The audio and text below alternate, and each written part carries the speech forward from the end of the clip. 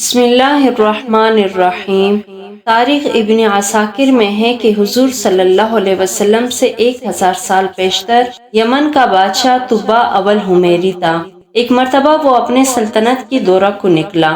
12,000 عالم اور حکیم اور 1,32,000 سوار اور 1,13,000 پیادہ اپنے ہمراہ لیے، اور اس شان سے نکلا کہ جہاں بھی پہنچتا اس کی شان و شوکت شاہی دیکھ کر مخلوق خدا چاروں طرف سے نظارہ کو جمع ہو جاتی تھی۔ یہ بادشاہ جب دورہ کرتا ہوا مکہ معظمہ پہنچا تو اہل مکہ سے کوئی اسے دیکھنے نہ آیا۔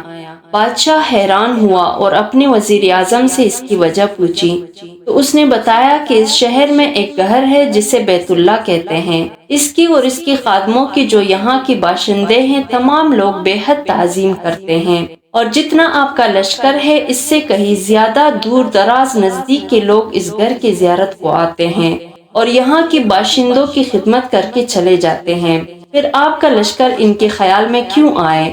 یہ سن کر بادشاہ کو غصہ آیا اور قسم کھا کر کہنے لگا کہ میں اس گھر کو کھدوا دوں گا اور یہاں کے باشندوں کو قتل کرا دوں گا۔ یہ کہنا تھا کہ بادشاہ کی ناک، منہ اور آنکھوں سے خون بہنا شروع ہو گیا اور ایسا بدبودار مادہ بہنے لگا کہ اس کے پاس بیٹھنے کی بھی کسی کو طاقت نہ رہی۔ اس مرض کا علاج کیا گیا مگر افاقہ نہ ہوا۔ شام کے وقت بادشاہ کے ہمراہی علماء میں سے ایک عالم ربانی تشریف لائے اور نبض دیکھ کر فرمایا مرض آسمانی ہے اور علاج زمین کا ہو رہا ہے۔ اے بادشاہ، آپ نے اگر کوئی بری نیت کی ہے تو فوراً اس سے توبہ کیجیے۔ بادشاہ نے دل ہی دل میں بیت اللہ شریف اور خدا میں کعبہ کے متعلق اپنے ارادہ سے توبہ کی۔ توبہ کرتے ہی اس کا وہ خون اور مادہ بہنا بند ہو گیا، اور پھر صحت کی خوشی میں اس نے بیت اللہ شریف کو ریشمی غلاف چڑھایا اور شہر کے ہر باشندے کو 7 اشرفی اور 7 ریشمی جوڑے نظر کیے۔ پھر یہاں سے چل کر جب مدینہ منورہ پہنچا تو ہمراہی علماء نے جو کتب سماویہ کے عالم تھے وہاں کی مٹی کو سونگا اور کنکریوں کو دیکھا، اور نبی آخر الزمان کی ہجرت گاہ کی جو علامتیں انہوں نے پڑھی تھی ان کے مطابق اس سرزمین کو پایا، تو باہم عہد کر لیا کہ ہم یہاں ہی مر جائیں گے مگر اس سرزمین کو نہ چھوڑیں گے۔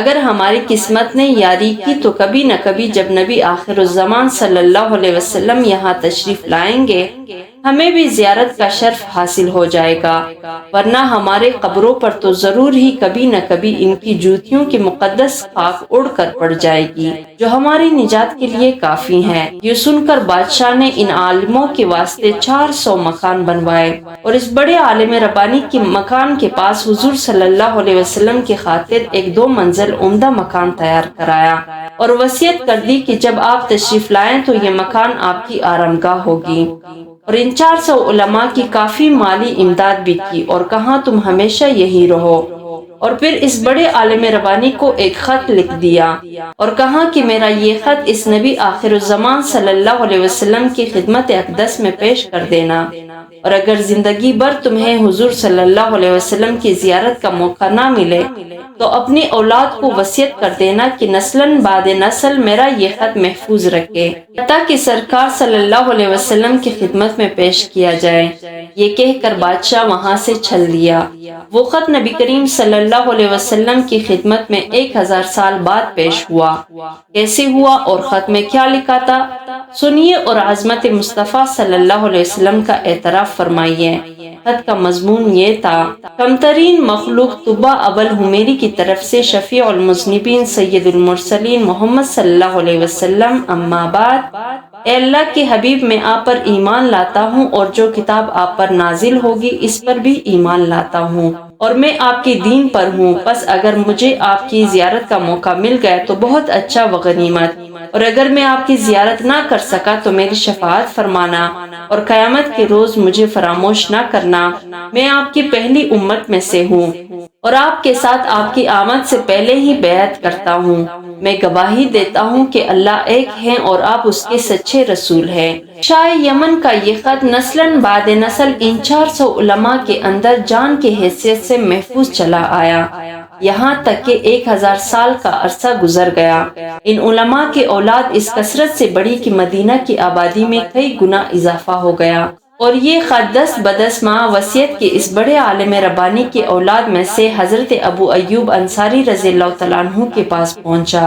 اور جب حضور صلی اللہ علیہ وسلم مکہ معظمہ سے ہجرت فرما کر مدینہ منورہ پہنچے اور مدینہ منورہ کی الوداعی گھاٹی سنیات کی گھاٹیوں سے آپ کی اونٹنی نمودار ہوئی اور مدینہ کی خوش نصیب لوگ محبوب خدا کا استقبال کرنے کو جوک در جوک آ رہے تھے، اور کوئی اپنے مکانوں کو سجا رہا تھا، کوئی گلیوں اور سڑکوں کو صاف کر رہا تھا، کوئی دعوت کا انتظام کر رہا تھا، اور سب یہی اصرار کر رہے تھے کہ حضور صلی اللہ علیہ وسلم میرے گھر تشریف فرما ہو۔ حضور صلی اللہ علیہ وسلم نے فرمایا کہ میری اونٹنی کی نکیل چھوڑ دو، جس گھر میں یہ ٹھہرے گی وہ بیٹھ جائے گی، وہی میری قیام گاہ ہوگی۔ چنانچہ 2 منزلہ مکان شاہ یمن طبا نے حضور صلی اللہ علیہ وسلم کی خاطر بنوایا تھا، وہ اس وقت حضرت ابو ایوب انصاری رضی اللہ تعالیٰ عنہ کی تحویل میں تھا۔ اسی میں حضور صلی اللہ علیہ وسلم کی اونٹنی جا کر ٹھہر گئی۔ لوگوں نے ابو لیلہ کو بھیجا کہ جاؤ حضور صلی اللہ علیہ وسلم کو شاہ یمن طبا کا خط دے آؤ۔ جب ابو لیلہ حاضر ہوا تو حضور صلی اللہ علیہ وسلم نے اسے دیکھتے ہی فرمایا تو ابو لیلہ ہے؟ یہ سن کر ابو لیلہ حیران ہو گیا۔ حضور نے پھر فرمایا میں محمد صلی اللہ علیہ وسلم ہوں، شاہ یمن کا جو میرا خط تمہارے پاس ہے لاؤ، وہ مجھے دو۔ چنانچہ ابو لیلہ نے وہ خط دے دیا اور حضور صلی اللہ علیہ وسلم نے پڑھ کر فرمایا صالح بھائی طبا کو آفرین اور شاباش ہیں۔